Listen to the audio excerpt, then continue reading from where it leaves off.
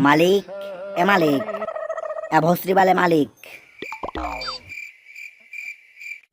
साला ये दुख काहे खत्म नहीं होता बे?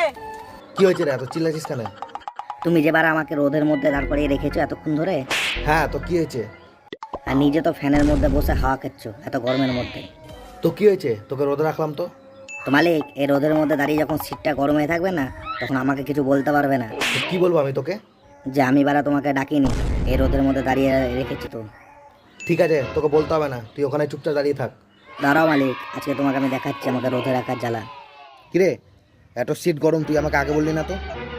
হ্যাঁ মালিক, এখনই আমার সবই আমার দোষ। কখন থেকে বলছি রোদের মধ্যে সিট গরম হবে, তো শুনছি না যখন, আরেকবার তো বলতে পারতি। আর এখন হয়েছে তো তোমার পেছন পুড়ে তন্দুরি মুরগির মতো হয়ে গেছে, তাই এখন আমার দোষ। না না, আমারই দোষ ছিল। না না মালিক, আমার দোষ। না না, আমারই ছিল। না না মালিক, আমার দোষ। তুই বারা বেশি কিছু বলিস না, তোকে এখনই আমি রেখে চলে যাবো। যাও না মালিক, যাও। আমাকে রেখে কোথায় যাবা সেটা আমিও দেখছি। তো বুঝলে বন্ধুরা, বাইক ছাড়া তো যাওয়া যাবে না, পুরো হয়ে গেছে দিনের দিন। তো চলো ভিডিওটা শেয়ার করে দাও তোমরা।